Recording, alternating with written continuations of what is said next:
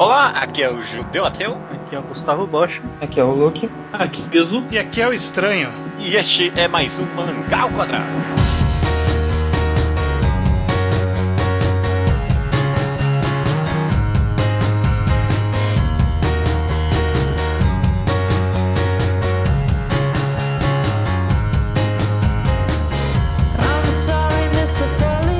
Olá todo mundo, sejam bem-vindos ao Mangá ao Quadrado de número 236. Tudo bem com vocês?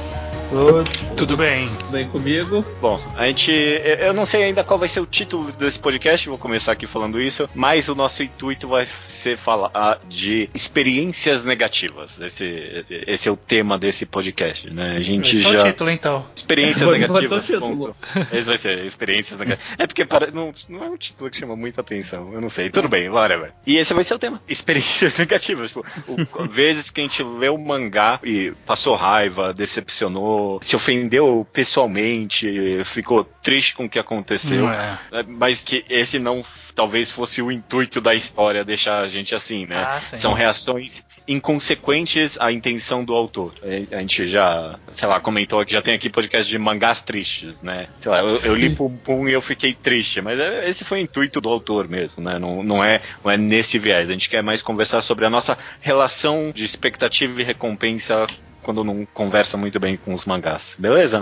Beleza. Essa é uma experiência que acontece com qualquer mídia, na verdade, né? A gente tá focando aqui em mangás, mas consumir arte de forma geral você inevitavelmente vai passar por frustrações. Inevitavelmente. Eu acho que mangás, muitas vezes quando você vai no mais popular, você tá lendo as coisas, você tá começando no mundo que você tá empolgado, lendo bastante coisa, é o momento em que você quebra mais a cara. Quando você tá naquela vibe de mangá updates, tudo que é psychological eu vou ler, né? Sim. Aí você pega aquele monte de coisa, você vai lendo. Hoje em dia eu leio menos coisa, mas mesmo assim ainda acontece de ter experiências negativas e com qualquer mídia, né? Sim. Eu queria, acho que expandir um pouco no que o Judeu comentou de mangá triste, que obviamente só o mangá ser triste não é o que a gente quer fazer nesse podcast, mas eu, pessoalmente, eu consigo fazer uma diferenciação de histórias que tem momentos super tristes que eu aprecio, tipo Pum Pum ou Koku no Hito ou coisa do tipo, mas tem obras que tem coisas tão deprimentes que você, de um jeito tão cínico ou tão depressivo mesmo, que você sente, não precisava disso, né, sabe? Te deixa mal sem uma necessidade. Excelente ponto, Luke. Realmente, porque todo mundo que aqui consome mídia de uma forma mais ampla, por assim dizer, sabe? A gente não quer só ficar feliz lendo uma obra. A gente vai ler e absorver algumas mídias querendo tristeza, às vezes, né? Querendo sentir outras coisas, querendo diversos aspectos das emoções humanas. Mas tem gente que não. Tem gente que vai ler só pra ficar feliz, e se ficar triste a pessoa fica decepcionada. Mas eu, parando pra pensar, acho que todo mundo tem essa linha em algum lugar, né? Se a obra te deixa triste demais, se passa dessa linha, talvez que você se permite, tipo, vira uma experiência negativa por si só, talvez? É o que você sente que não valeu a pena a tristeza que você sentiu em relação ao que a história tá fazendo, sabe? Ótimo, vamos começar por aí. Você consegue talvez já dar algum exemplo? Tipo, eu sei que isso aconteceu comigo. É por isso que eu tô falando. Mas eu tô tentando. Eu não queria começar com isso porque eu tava querendo acreditar que eu consigo lembrar a tempo. Cara, eu acho que a gente pode pensar. Esse de triste e decepcionante, ele vai convergir muito com o aspecto SJW desse podcast. Porque eu acho que aqueles casos de que. O sentimento de desnecessário, sabe aquela coisa de. Puta, desnecessário. Umas cenas de estupro um pouquinho mais violentas, né? Um sadismo desnecessário, um tratamento escroto com o personagem feminina. Eu tô no podcast Berserk de novo, eu errei o grupo. Nossa, é claro, né? Porque eu não tinha pensado no sentido... Eu ainda não tinha pensado no sentido já tá dando uma coisa, mas quando o mangá passa um volume inteiro com um monstro perseguindo eles e tentando estuprar a casca por alguma razão... Não é a coisa mais agradável do mundo de se ler, realmente. Mas desculpa até voltar, Estranho, mas mesmo acho que no caso de Berserk, eu não vejo o intuito dele, talvez, de deixar... Não, eu não citei triste. Berserk, vocês que estão colocando.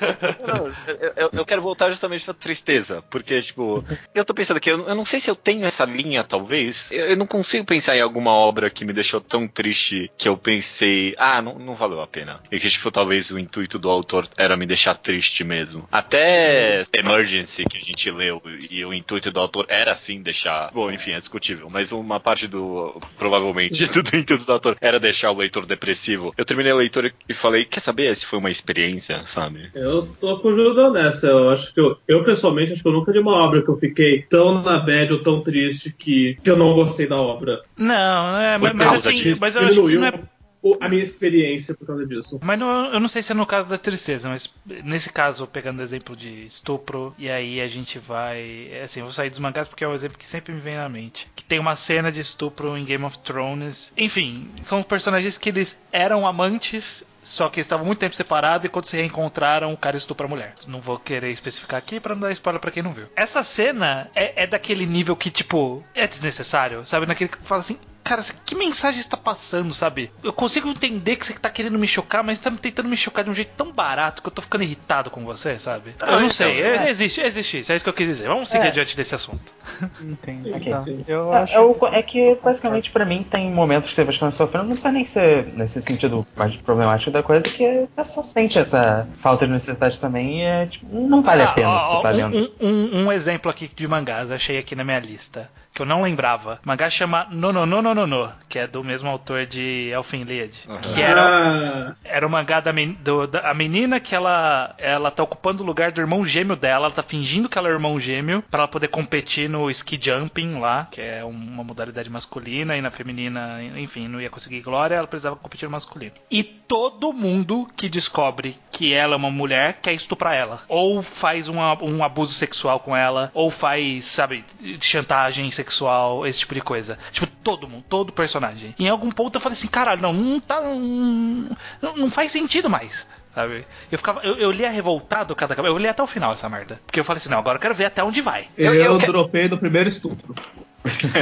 Eu quero voltar para o assunto da tristeza depois, mas já que a gente tá conversando desse aspecto mais SJW, desculpa, Luke, pode falar. Não, é que eu consigo pensar não num exemplo específico, mas porque eu acho que é bem comum desse tipo de mangá em geral. Eu gosto muito de ler mangá de survival game, quase um guilty pleasure meu, porque não tem, acho que tem um mangá bom a cada 15 que fazem, mas é tão comum nesse tipo de história todo ser humano que existe ser uma pessoa horrível, sabe? Por algum motivo. E aí você sempre vê as pessoas não só tentando estuprar, mas cagando pra todo mundo de uma forma que é uma visão tão ruim da humanidade que é um cinismo tão sem propósito, sabe? Que o intuito dessas obras normalmente é falar, não, o ser humano é moldado pelo ambiente, né? Que ele está. Se o ambiente é porco, automaticamente a humanidade inteira vira o mais primitivo possível, a gente sai por aí estuprando e matando, porque essa é a essência do ser humano. Todo survival, não existe survival sem estupro. Eu acho que ninguém consegue fazer uma história, aparentemente, nenhuma história que subverteu-se a ordem natural das coisas não resulte em um estupro. Sim. Estupro estupro dentro do survival ou estupro na obra? Porque estão com temas pesados. Os dois, eu acho. Porque o mais famoso Battle Royale, o livro escapou sem estupro. O mangá que enfiou um do nada, e foi o raro mulher estuprando homem e não o inverso. Mas Battle Royale eu acho que escapa um pouco disso, porque eu acho que tem uma variedade maior de ação de personagens, sabe? Mas tem mangá que você simplesmente vê os personagens da pior maneira possível, imediatamente, sabe? Sim. Passou 5 segundos. Caralho, a gente tá num lugar diferente, automaticamente eu vou estuprar a primeira pessoa que eu ver na minha frente. Ou matar a primeira pessoa que vai aparecer na minha frente, ou cagar pra tudo que tá acontecendo. Assim, vale barato, Acho que vale barato isso. Sim. Você tocou num ponto interessante pra mim, estranho. Vamos falar mais amplamente sobre experiência negativa. Eu não quero falar só sobre estupro nesse podcast. Sim. Que é... Você não, estranho, desculpa. O Iso falou que largou no primeiro estupro que teve. Porque, tipo, foi tão... pra você que você largou a obra. E aqui, sempre que a gente comenta sobre esse aspecto, sobre justiça social e tal, a gente fala que dá pra criticar uma obra, dá pra não gostar desse aspecto específico dela, mas aproveitar mesmo, assim. E a gente tá tentando falar aqui sobre experiências negativas. Vocês conseguem, talvez, medir a linha pessoal de vocês? Quando é que passa disso e vocês, não, quer saber, não dá mais? Bom, eu acho que depende muito da qualidade anterior da obra também, sabe? Tem obra, dependendo da qualidade, eu vou perdoar mais aspectos problemáticos.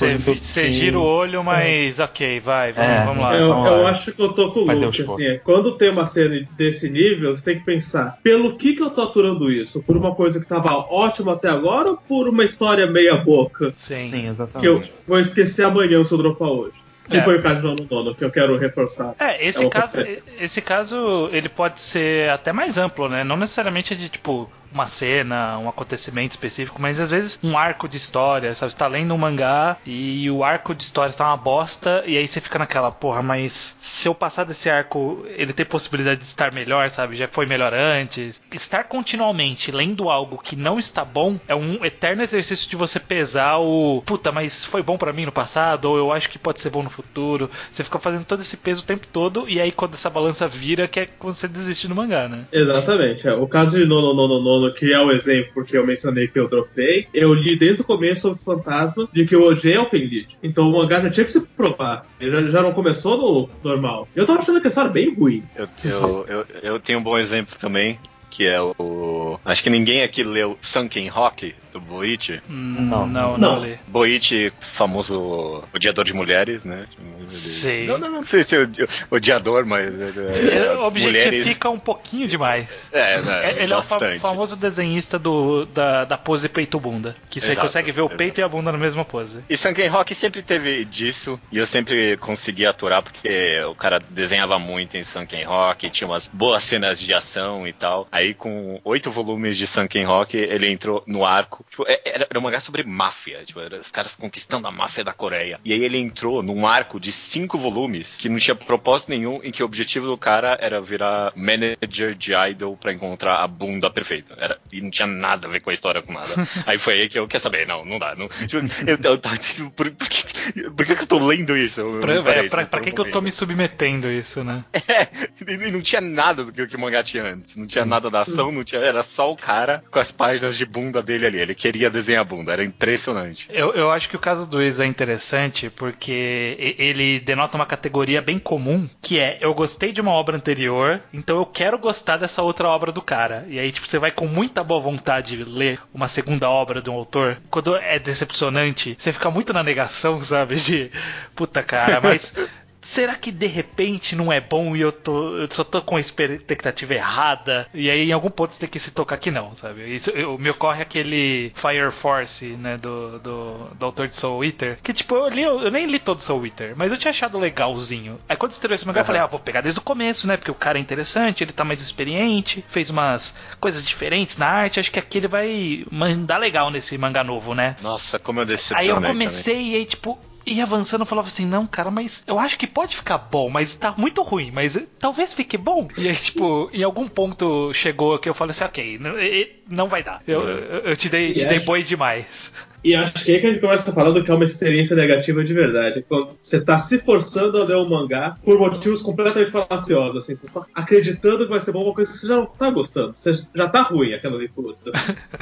Caraca, isso é tão comum no final das contas. Talvez menos com esse caso de um autor que era bom e agora tá fazendo uma nova obra que é ruim, mas mais no caso de uma obra que foi excepcional. Battle Shonen, então, é o mais comum. Uma obra que foi muito boa e aos pouquinhos ela vai ficando desinteressante. Eu acho que esse tipo de interação pra gente descobrir, será que esse mangá tá bom ainda? Eu nem sei mais. É o mais comum que a gente tem internamente entre nós aqui. Eu larguei, sei lá, por exemplo... Ai, como é que é o nome do mangá? Agora eu já esqueci. O Survival das Crianças lá. Neverland? Eu não tô lendo mais Neverland, porque eu cheguei a um momento que, quer saber, eu acho que é ruim. Eu tô achando que é ruim isso aqui. E aí, tipo, eu não quero mais ler isso. E você, Luke, comigo eu sempre... acho que Haikyuu não dá. Mas eu tô... Não, tá muito bom ainda. Esse peso de... É porque, dependendo da história, se ela foi muito boa em algum momento e ela foi piorando, você tem meio que um apego... É como se... É que nem nesse período de eleições que a gente teve há pouco tempo, em que você tinha alguma pessoa que você considerava ok, e aí ela começou a vomitar um monte de opinião bosta. E aí você fica naquelas, tipo, até que nível de opinião bosta eu aguento dessa pessoa? O quanto eu gosto dela e o quanto eu tô disposto a tolerar, sabe? E isso é foda. Porque, por exemplo, eu gostava muito mesmo de Greyman. De Greyman, eu adorava. Nossa, cara, eu quando eu li a primeira vez, eu ficava vendo o wiki, eu relia pra caralho, adorava os personagens, adorava os poderes. O personagem principal que eu jogava no Jump Ultimate Stars era o Allen do mangá, enfim, adorava. E aí ele entrou no hiato por muito tempo por causa do problema de saúde do autor e tal. E aí quando ele voltou, ele ficou um bom tempo saindo capítulos que eu não tava entendendo nada. E aí eu fui ler a wiki, e aí eu entendia, e aí eu via que não fazia sentido, e não tinha lógica, e tava totalmente perdido. E aí em algum ponto eu falei assim, cara, eu acho que a autora perdeu a mão.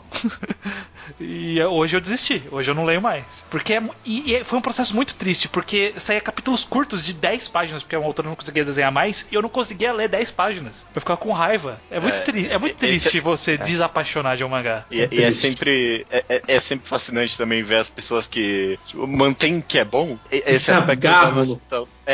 aspecto da nostalgia é muito fascinante. Que nem a gente resolveu gravar esse podcast sobre experiências negativas, acho que em parte inspirados pelo capítulo mais recente de Hunter x Hunter, né?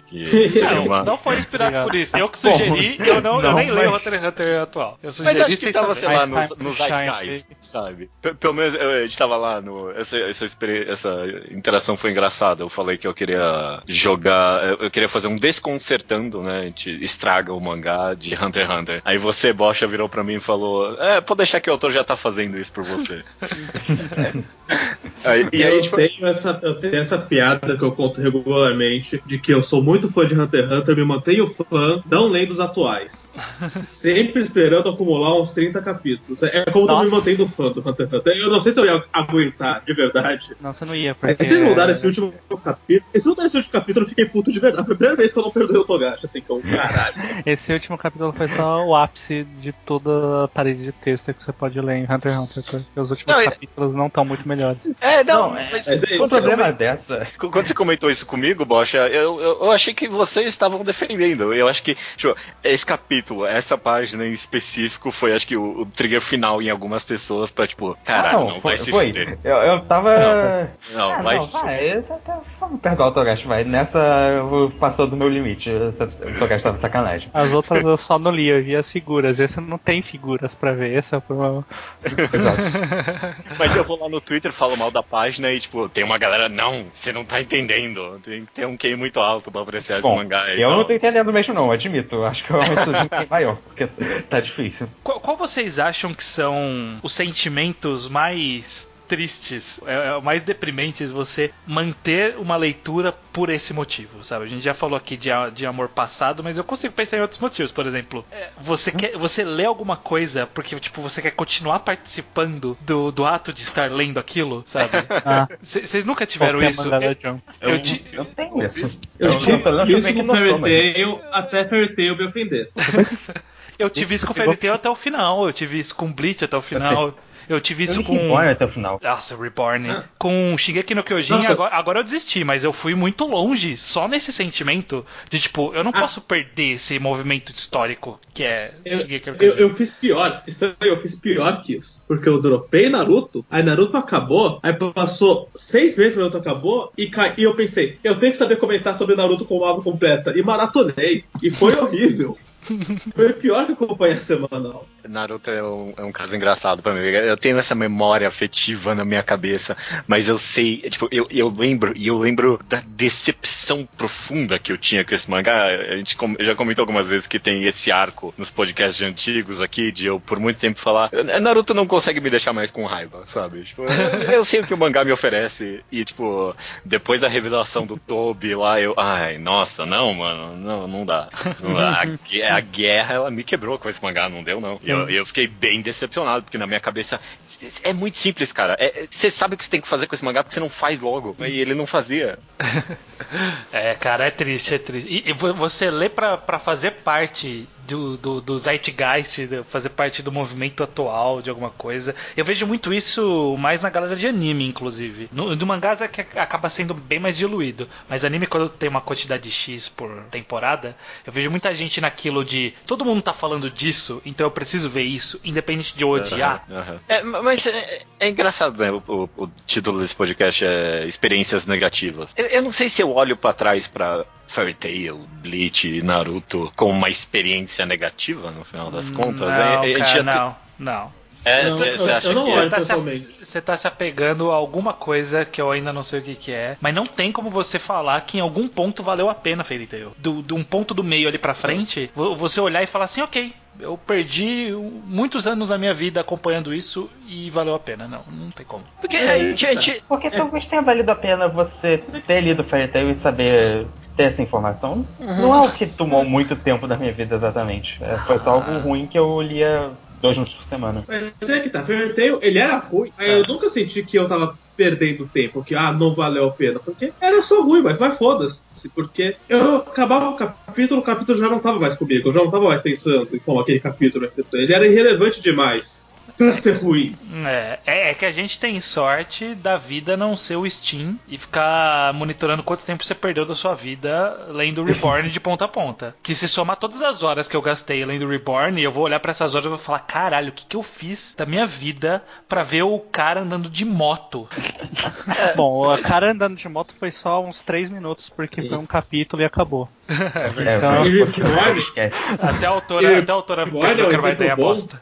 De uma coisa que acontece muito, e é um motivo que eu comento que isso acontece, que a gente começa a dar uma premissa, não numa premissa plotline, assim, num conceito, numa vibe. Aí o mangá faz 300 capítulos, você nota o capítulo que está lendo agora tem literalmente nada a ver com o primeiro capítulo que você leu.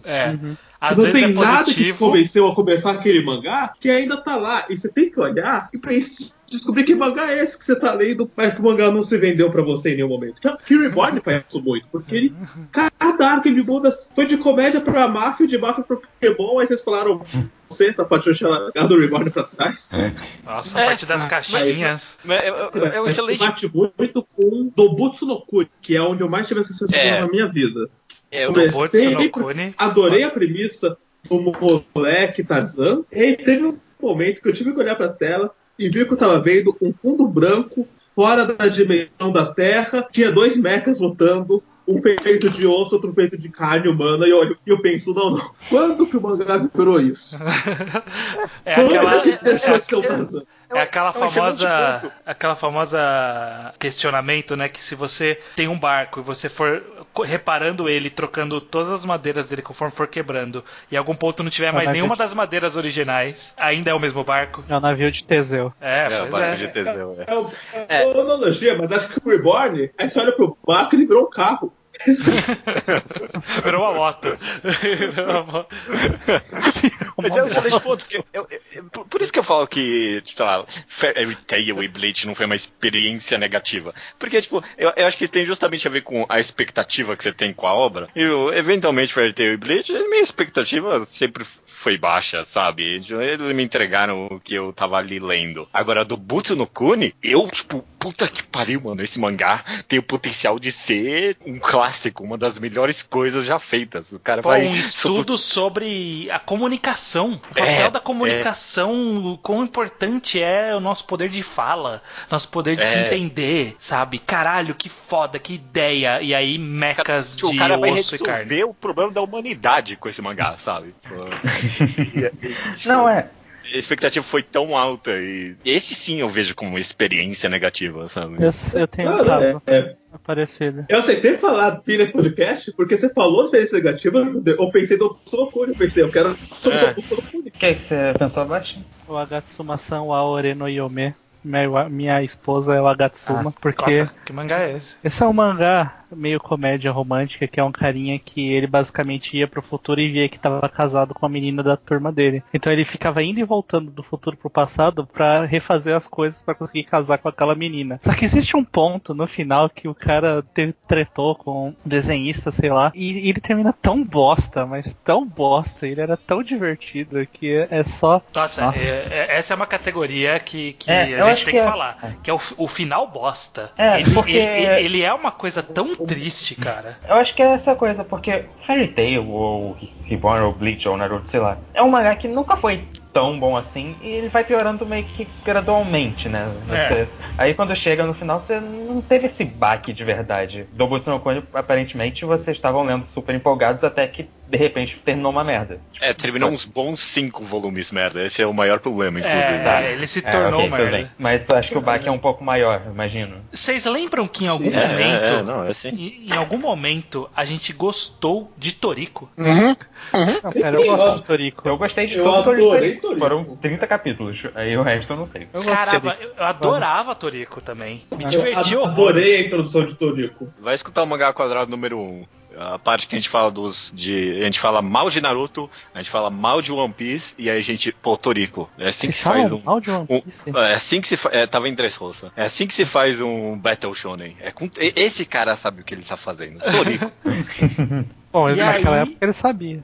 E aí a gente entrou num coisa que eu não lembro em que momento. Eu tô olhando minha lista aqui de mangás. Eu não lembro em que momento eu decidi que o Toriko era nota 4. Foi o macaco. Eu lembro. Mas eu olho pra isso e eu percebo, é um 4 mesmo. Porque Não, 4 não. É um 4, é um 4. Não. Eu lembro exatamente em que momento. Na terceira vez em que o Toriko caído na pedra na mesma posição.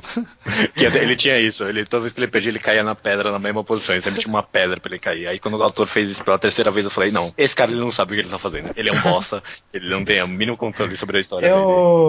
Eu não tendo a ter muitos finais que me deixam puto de verdade, porque eu normalmente sou a pessoa que tenta defender finais ruins, eu sou do time que tenta justificar a maior parte dos finais que o público geral não gosta, por alguma razão.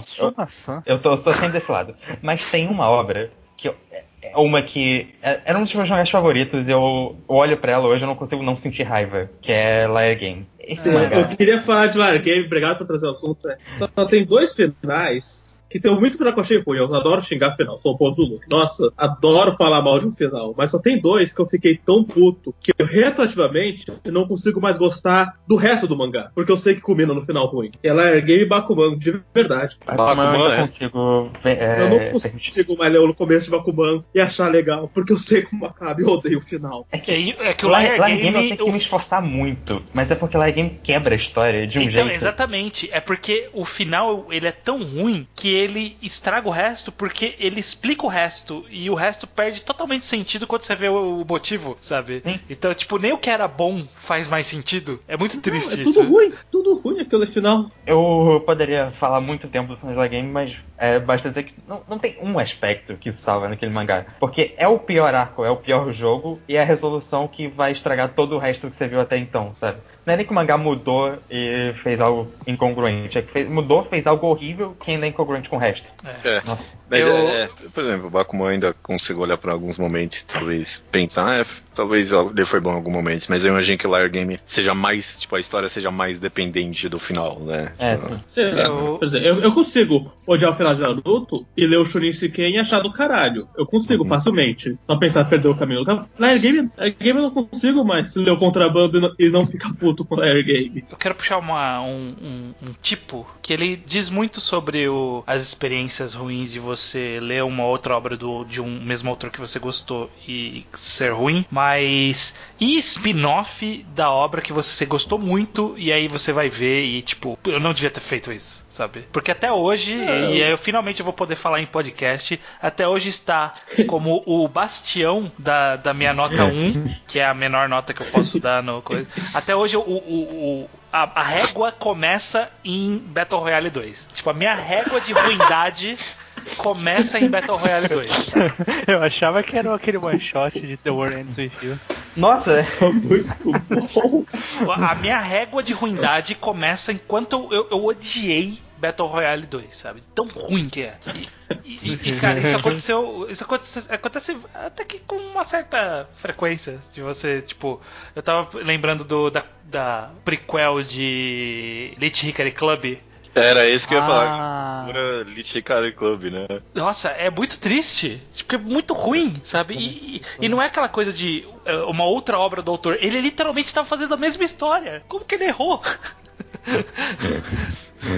É muito triste. É uma ótima pergunta. Isso me revolta. Eu acho que eu tive pouca experiência com os spin-offs. Eu acho que eu vou muito pouco atrás spin-off porque antecipa exatamente a reação do estranho. É bem raro eu ir atrás de um. Pois é, hoje em dia eu não dou chance pra nada. Tipo, Boruto, eu nunca vi nada de Boruto. Eu sou preconceituoso, porque se eu, por acaso, leio e não gosto, como por exemplo fiz com Boruto, eu já falo que não existe por ser spin-off. Inclusive, quando eu quero falar que o spin-off não tem valor nenhum, pelo Cunhagíria, é Boruto. Você viu aquele filme 3? Aquilo é Boruto, eu não vou ver aquele filme. Nem existe. Falando em spin-off ruim, tem Naruto, tá? Naruto é spin-off de Boruto, né?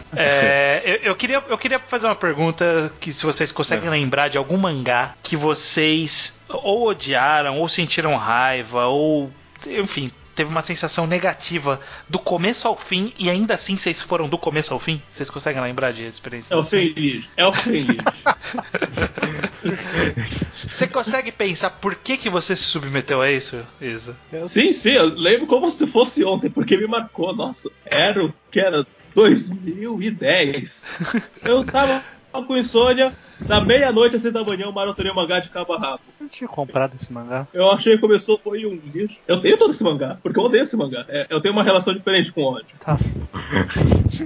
Eu tenho um exemplo, mas eu não sei o quão bom ou ruim ele é. É o Stop Hibari-kun, um mangá sobre... É um garoto que se transveste, é um garoto que se transveste e o mangá é sobre isso. Só que ele é extremamente... Tipo, ele é homofóbico e transfóbico, ele é nojentão. Porque eu li porque ele é antigo pra caralho, tipo, acho que ele é anos 70, no comecinho dos anos 80 e, tipo, diz que eu queria ter, tipo, esse conhecimento cultural, porque dizem que esse mangá que, tipo, trouxe a vibe moda pra dentro dos mangás, então, tipo, é inspiração pra, indireta até pra Bleach e personagens mudarem de roupa durante os mangás e tal, é da Shonen Jump. Então, tipo, eu queria ter esse conhecimento cultural. Mas toda página que eu lia dele, eu ficava, ai, não, mano, nossa, que merda, que merda. Eu tive essa experiência, posso irritar algumas pessoas, não sei se é alguém presente, mas com certeza algum ouvinte, que foi com Medaka Box.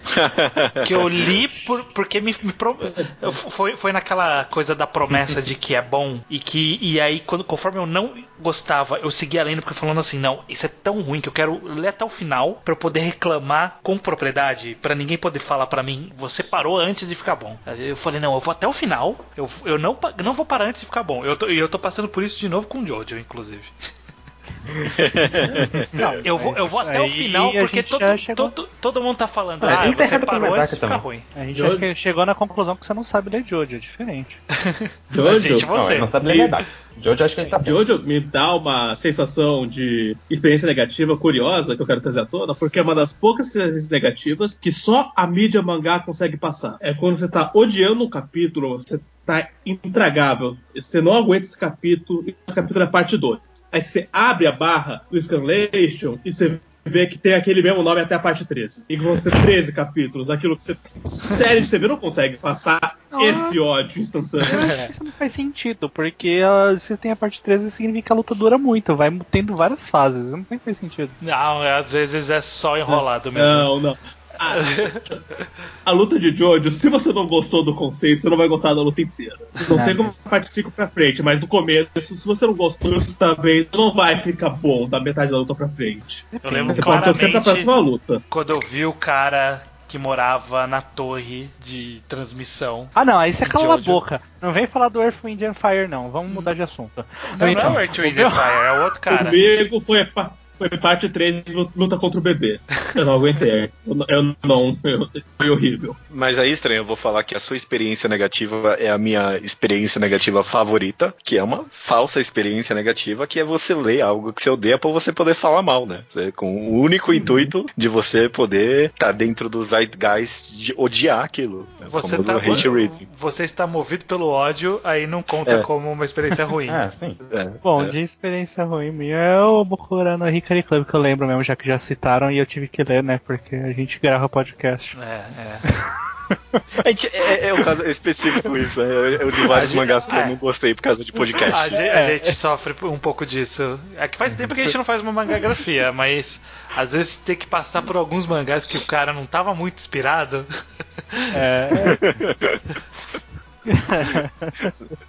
Eu lembro de um do cara lá de Onarimansa Kurosawa, que era mão nada a ver, um de batalha que ele fez ali, que ele tava muito perdido. O Gakuen Dangerous? É, esse mesmo. Ele não sabia muito bem o que ele tava fazendo. Sim, é verdade. Eu tô tentando tirar alguma conclusão mais completa desse podcast, tipo, porque a gente chegou a conversar sobre, tipo, expectativa e recompensa e tal. Por exemplo, no caso desse de Jojo, você classificaria no final como uma experiência negativa? Porque precisa ser meio que... Talvez foi quando você voltou a ler, você foi querendo odiar e sabendo que você ia odiar. Eu acho que é positivo a partir do momento em que eu estou ativamente lendo com um sorriso no rosto, porque, eu tô odiando isso e eu vou poder reclamar com todo mundo. Mentalidade errada. Tá um pouco errado. Não, tá certo. Eu acho que tá certo.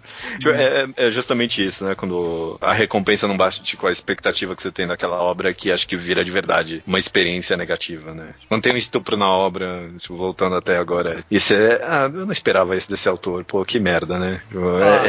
É ruim. E quando o autor tem Platina End? Nossa, Platina End... Conta a frustração com o autor. Eu acho que conta, porque Platina End foi... Eu tava com a expectativa muito baixa e ele foi pior ainda. Ele foi muito pior. Uhum. Em arte, em história, pior é que eu não tinha expectativa baixa pra Platina End. Eu pensei, cara... Eu não acho Death Note sem Bakuman ruim. Eu acho que pode ver algo decente daí. Mas não, foi... Onde entra... Eu acho que o autor parecia estar fazendo uma paródia dos mangás dele. Onde entra a experiência ruim, que é ver alguém falar bem de algo que você odeia e acha ruim demais. Tem alguma coisa disso. Porque de vez em quando eu vejo alguém lendo ainda Platina End, e aí tipo, eu tô gostando desse arco de Platina End, puta, mano, não! Caralho! Eu fico revoltado, sabe? Por quê? Ou alguém tá comprando um mangá. Vocês têm retroativamente um mangá que vocês pagaram muito por algo que vocês... Não, eu gastei dinheiro demais e isso não merecia meu dinheiro? Eu tenho a coleção quase completa de Shigo 100% aqui. Nossa! Shame on you! Eu tenho a coleção completa de Yu-Gi-Oh! De Elfen Lied, né? Você acabou de falar também. Não, mas Elfen Lied eu uso pra odiar. Eu releio periodicamente pra ficar puto.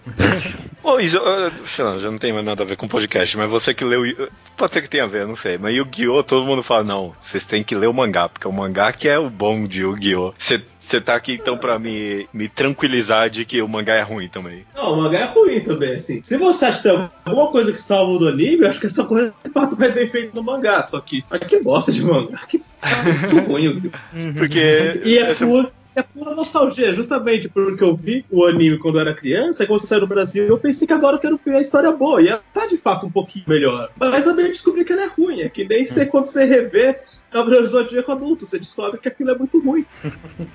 Eu já paguei pela coleção completa de Cavaleiros do Zodíaco. Aliás, eu comprei Cavaleiros do Zodíaco também. Agora, eu comprei Cavaleiros do Zodíaco.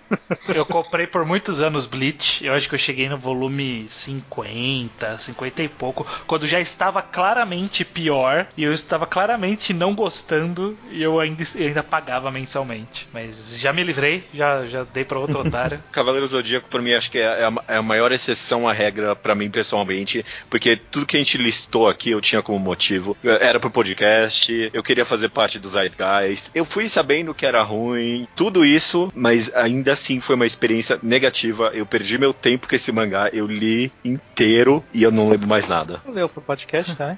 Você tinha já começado, mas nunca tinha seguido, aí você resolveu ler, né? Vocês fizeram desconcertando. Aí realmente.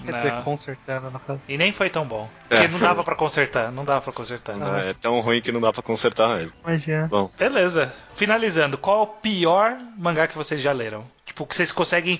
É o que vem na mente de vocês. É a pior coisa que eu já li na minha vida. Eu já falei o meu, que é Battle Royale 2. Qual nota 1 pra vocês no Manga Updates? O que vocês têm de nota 1 aí? Ou 2, 1,5? Eu nunca dei uma nota 1, mas minha nota mais baixa é do Boku no Kone, que eu dei 3. Caraca. Nossa, vocês do são Boku no muito Kone bonzinhos. eu dei 5, pelo menos. Na minha lista aqui, né? De nota 2 eu tenho Takamagahara, certo? Nossa, esse mangá é porque ruim. Esse é ruim. Esse é ruim Esse é ruim mesmo. Puta que pariu. eu tenho... Esse é o pior mangá que eu já li, é esse mesmo. Mangá Nazenani... Peraí, mangá... Que mangá é esse? Nazenani Kyoshitsu, que eu dei nota 1 também. Nossa, que 2 aqui eu tenho o Beelzebub. Não é tão ruim assim. Não, você ficou muito... Você caiu no eu gostava muito e aí decaiu tanto que eu passei a odiar. Você é um ex-namorado traído. Você é um ex-namorado traído. Mas, cara, ele foi muito ruim por muito tempo. E ele nem foi não bom em nenhum momento. Foi em 2. Bom, ele como todo shonen, ele começa ligeiramente... Ele foi quase um Reborn, só que melhor do que o Reborn, porque o Reborn foi uma bosta.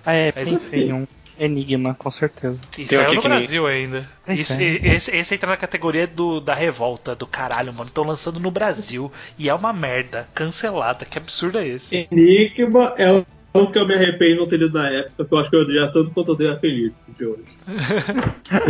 Eu perdi essa parte. E não posso resgatar agora, porque não é um mangá lembrado.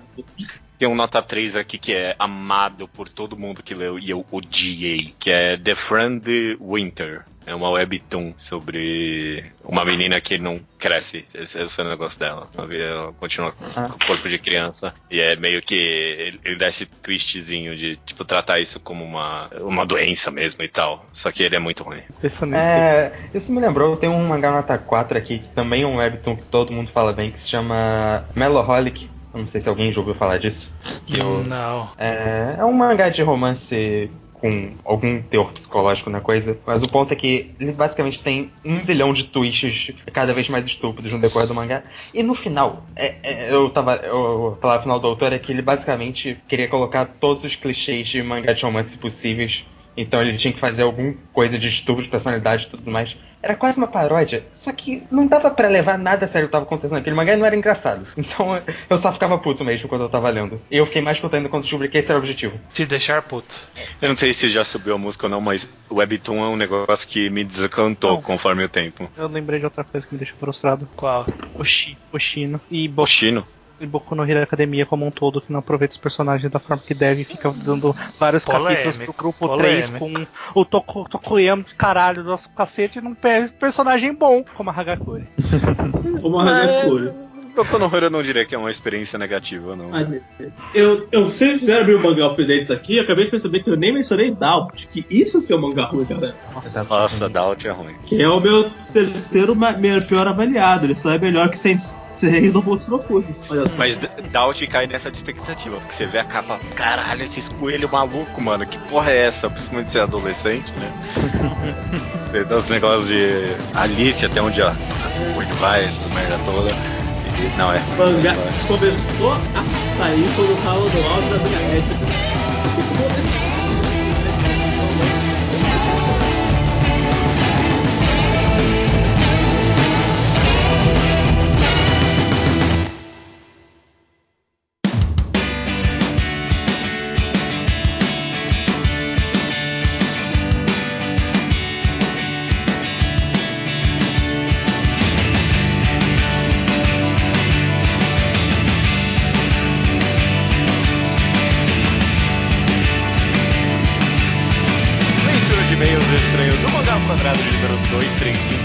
Mangás e masculinidade.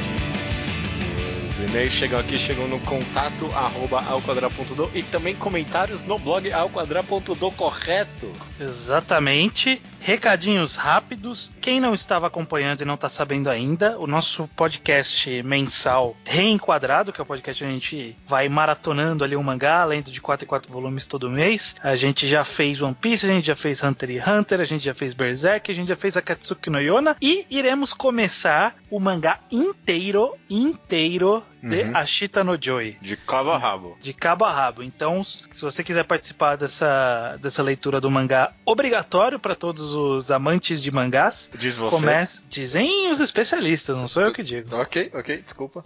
Tá comece a ler pra semana que vem ouvir, nós falamos dos primeiros 4 volumes. Beleza. E também Quadrinho ao Quadrado, né? Anunciando aqui já o próximo, que vai ser mais ou menos mês que vem, né? Agora 3 semanas, que é de 2 quadrinhos Armatã e Melina, né? 2 podcasts que vão ser lançados juntos. Exatamente, então se tiver interesse também, vá atrás dessas leituras. Maravilha. Dito isso então, vamos aqui pro Sessão Slowpoke Report rapidinho, que normalmente virou exclusivamente agora, né? Pessoas mandam pra gente os mangás que elas leram e que elas acharam, né? Não é mais, é só isso agora. Normalmente sempre. Esse era o objetivo, na verdade, né? O objetivo, o primeiro Slowpoke Report foi pra comentar de episódios anteriores, né? Não era. Era claro sobre. Era sobre justamente ler coisas que a gente tinha recomendado. É que as pessoas normalmente liam a recomendação na mesma semana, porque era curto. Mas aí foi acumulando muito tempo e as pessoas falavam, eu li um negócio de uns volumes bem atrás aí, de uns.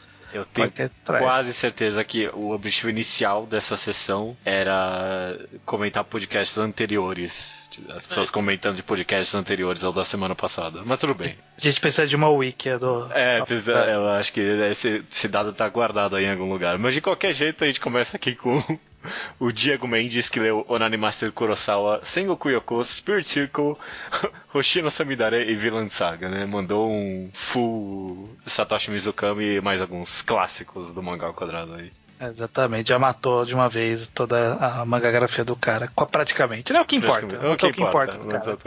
O Matheus Santos, de 22 anos, designer gráfico e ilustrador freelance de São Paulo SP, ele quer saber quando sai podcast de Dorohedoro, agora que a obra acabou. E também quer saber se estamos lendo o mangá novo do Tsutomu Nihei, o Apossins. Eu nem sabia que estava saindo esse mangá. Eu também não tava nem sabendo. Nossa, Nihei caiu no desgosto da crítica, né?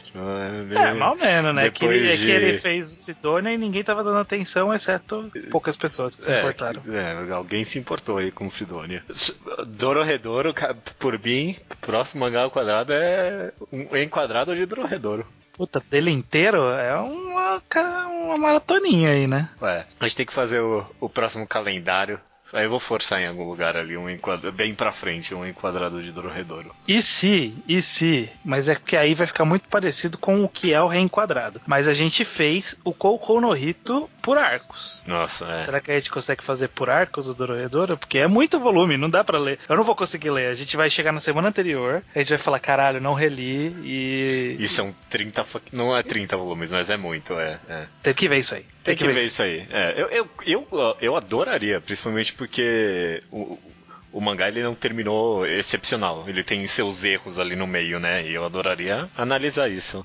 Talvez que nem o do Koukou no Hito, e aí a gente separa como a gente quiser. Então, vamos ver. Vamos para comentários então do programa, do último mangá ao quadrado, que é o Você Mangás e Masculinidade.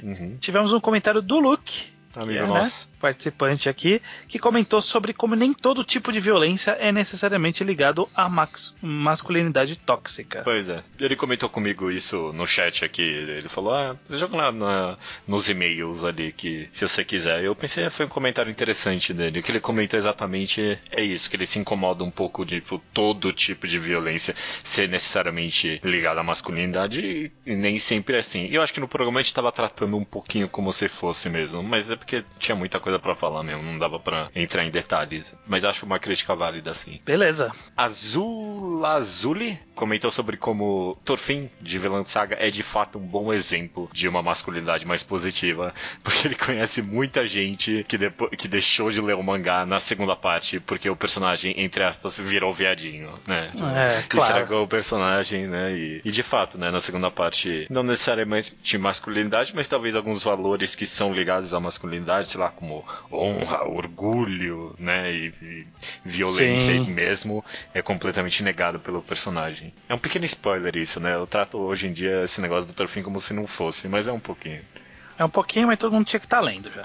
Tinha que estar lendo mesmo. O Bonware, ele diz o seguinte: não acho que a mensagem final de Boku no Hero Academia seja reprima seus sentimentos para ser um bom herói. Sempre que tem um arco de vilões versus heróis, é comumente colocado o vilão como um compasso moral. É afirmado, delineado pelos vilões, que aquela sociedade inteira é um problema e aquela idolatria tida pelo ideal de masculinidade do All Might é mais um dos problemas. Pois é, esse comentário eu achei interessante também, porque eu já mordi a língua com Boku no Hero Academia, e aí quando eu li isso eu pensei, pode, tipo, eu vejo o mangá caminhando um pouco pra esse caminho, tipo, de que o ideal de herói do All Might é um ideal errado, tipo, pode ser que ele faça isso mesmo, esse é o problema de a gente estar comentando uma obra em andamento.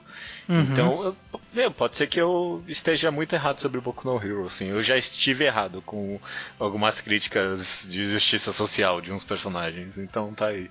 Tá aí. O mangá ele precisa ainda... É que eu não queria ter feito no final o podcast parecer que era sobre Boku no Hero.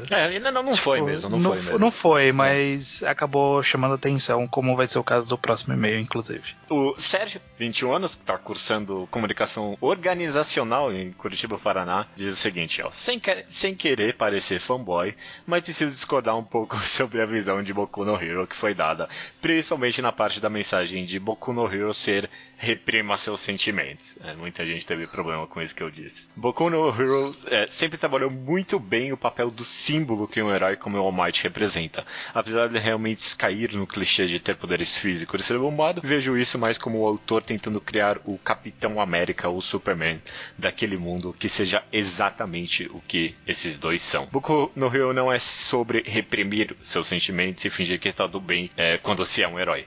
Boku no Hero é muito mais sobre entender o papel do herói e do que se deve abdicar quanto ser humano para exercer esse papel e ter um papel significativo na vida das outras pessoas.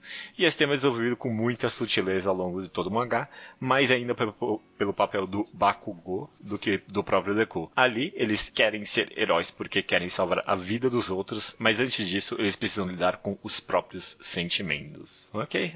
Você tem alguma coisa a comentar sobre isso? É o que eu falei, eu não quero tornar sobre Boku no Hero, porque talvez realmente a mensagem não seja... É que a frase, a mensagem não é exatamente... não é que a mensagem do mangá por que ficou com essa cara de que tipo, o mangá está dizendo isso claramente? Meio claramente, é aquela coisa, talvez não seja o que o autor queira, mas ele acaba dando a entender se você para pra pensar, que é o que a gente acabou comentando sobre o próprio conceito da masculinidade. Se a gente para pra analisar, que a gente começa a enxergar alguns problemas numa figura, como por exemplo a figura do All Might, que o Sérgio comentou que provavelmente foi inspirado ali no Capitão América, Superman, eles têm esses portes de personagem forte, grande, machão, que resolve tudo, né, com a presença dele, só a presença dele já é o suficiente, honra, etc, etc. Enfim, pode ser que não seja a intenção, pode ser que não pareça também que o que a gente tá lendo aqui seja uma super leitura, mas que deixa discutível, vai. Eu acho que deixa bastante discutível, e eu diria que o meu comentário no que tange ao mangá atualmente eu acho que ainda é válido. Pode ser que no futuro eu morda a minha língua, mas tipo, atualmente a ideia é que o All Might é esse papel e tal. Se o mangá se desconstruir no futuro, eu vou estar errado, mas eu acho que no momento é isso que ele quer dizer, sim. A gente vai descobrir. Às vezes o mangá ele pode só fazer o que ele fez meio com o pai do Game of Thrones lá. Sim. Que eu esqueci o nome, dele, qual que é? Endeavor. Que o mangá, ele, tipo, todo mundo reclamava disso, aí ele foi lá e falou assim, não, mas veja bem, não é bem assim. Mas no final era bem assim. O mangá fingiu que, agora tá tudo certo, né? Vocês entenderam. E não tá tudo certo. Do jeito que você fez ainda está zoado.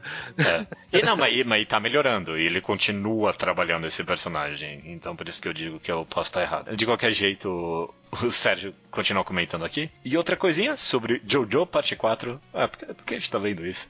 Por mais que o protagonista ainda seja um cara que enche o inimigo de soco no final da luta, é interessante todo o contexto histórico que o mangá saiu. A parte 3 havia sido o epítome dos clichês dos anos 80, virilidade, homem musculosos, etc. A parte 4 começou assim, mas logo se tornou um símbolo do que os anos 90 tinham, a tranquilidade que se seguiu da década anterior até o movimento grunge.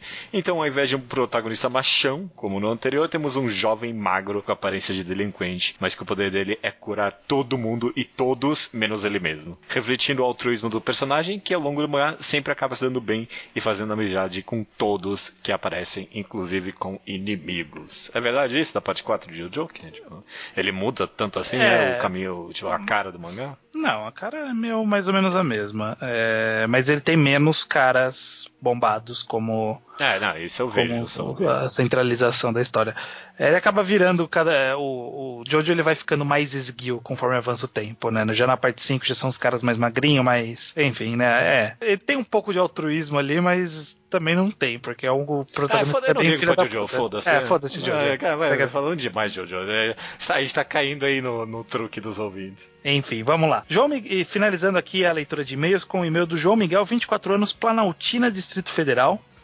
Ele disse o seguinte: após ver o podcast, passei dias pensando sobre masculinidade e representação do que é ser homem. E durante uma aula de karatê me veio o pensamento de que homem precisa ser forte físico e emocionalmente. E percebi que, apesar da minha profissão de psicólogo, que coloca muitas vezes por semana a questão da fragilidade como uma parte da gente, eu ignoro isso no meu cotidiano. Não chorar, ser firme, não demonstrar fraqueza e, a parte mais importante, como isso me machuca. Sou sensível, fico triste e emocionado com facilidade, e isso é a minha parte que eu mais gosto em mim. Mesmo que eu faça artes marciais, goste de socos e lutas, também amo poesia, filmes dramáticos e até mesmo romances adolescentes. Isso não é uma contradição. Me permiti chorar após alguns meses. Foi um choro curto, mas necessário. Então, olha aí, ó, se tocamos de fato aí alguém para dar uma refletida, já valeu a pena o podcast. Não, eu acho que só prova o ponto de que como esse podcast que foi tão mal estudado sobre o assunto e tal. Com pouco a gente fala sobre isso, sabe? A gente ser o catalisador disso de alguma forma, sabe? Se falássemos mais disso, o nosso podcast seria irrelevante, mas como ninguém fala, ele é relevante de alguma forma. Exato. Mas todo mundo vai falar agora, porque a gente... cria tendência, claro. A gente cria tendência. Como não? Ele finaliza aqui com um PS judeu. Em números, as mulheres podem parecer que cometem menos suicídios. Porém, elas... Porque a gente comentou, né, que tem mais suicídios de homens. Ele diz, porém, elas fazem entre 2 ou 3 vezes mais tentativas de suicídio. Sim, a diferença é nos métodos que são utilizados. Os homens usam métodos mais letais, como armas e enforcamento. As mulheres tentam mais com medicações. É verdade isso. Foi um pouco misleading da minha parte, mas acho que até o ponto de que homens usam métodos mais violentos e tal é bem relevante a conversa, sabe? Diz muito sobre o suicida o método que ele escolhe. Então, escolher o medicamento normalmente denota uma certa insegurança na decisão, enquanto usar alguma forma mais drástica e letal, como armas, enfim, não sei porque eu tô falando de suicídio aqui, mas,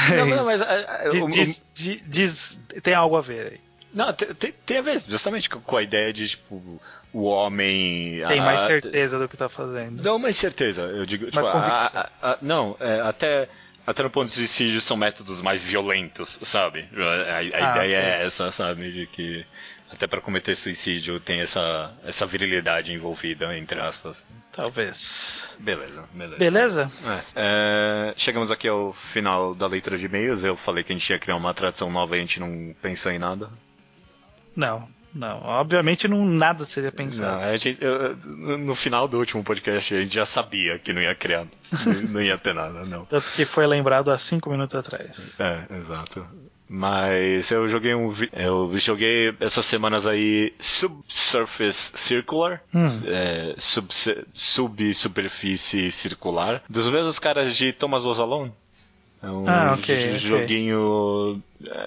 ele é meio curtinho, talvez até do mesmo tamanho de Thomas Was Alone, algumas horas e tal, mas é muito bom. Você meio que joga como um robô, uma inteligência artificial detetivesca, sabe? Você conversa com outros robôs para tentar descobrir meio que um mistério que tá acontecendo. A história é o que mais chama atenção mesmo, é a construção de mundo, sabe? O cara entra muito no pensamento coletivo atual sobre inteligência artificial e o caminho que a gente tá mudando, tanto que no final, sem nenhum spoiler, tem 2 escolhas e meio que as 2 significam muito que, tipo, não tem saída, sabe? Tipo, se em algum momento a gente criar inteligência artificial, elas vão continuar aí, só depende do que a gente vai fazer com elas. Sim. Interessante, eu não joguei nada de novo, mas eu recebi pessoas em casa aqui, coloquei pra jogarmos offline um jogo velho, antigo nosso, comentário daqui, que é o Speedrunners. E é um bom party game. Ah, deve ser mesmo. Deve ser. Essa recomendação aí, é um bom party game. Vai jogar speedrunners no sofá, porra, deve ser muito divertido. É divertido.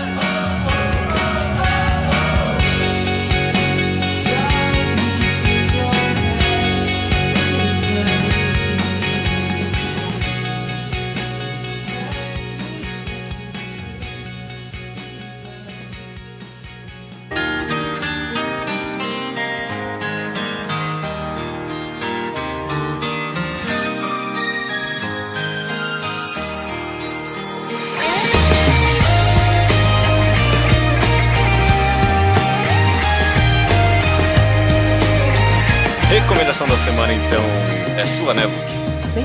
Nessa semana eu vou recomendar o mangá Yagate Kimi Naru, ou Bloom into You. É um mangá Yuri que tá saindo na revista Comic Dengeki Daioh. Tá tendo um anime nessa temporada. A Comic Dengeki Daioh é a revista de Yotsubato, pra quem não conhece. Basicamente, esse mangá... Eu nunca li muita coisa Yuri, então eu não sei o quão próximo ou distante do gênero, tipo de mangá, ele tá perto. Mas a história é basicamente sobre uma menina que leu muito manga shoujo, ela tinha uma visão de amor, ela queria se apaixonar e ter aquela visão toda sparkling e bonitinha, tipo, flutuar quando ela recebesse uma confissão de amor. Só que quando isso acontece com ela, ela não sente nada, ela entra no ensino médio um pouco mal com isso. Ela recebeu a confissão quando estava se graduando no fundamental, e ela ainda não respondeu. E ela encontra ela entra no conselho estudantil do ensino médio, e ela encontra uma garota que aparentemente passa pela mesma coisa que ela, e ela sente que ela criou uma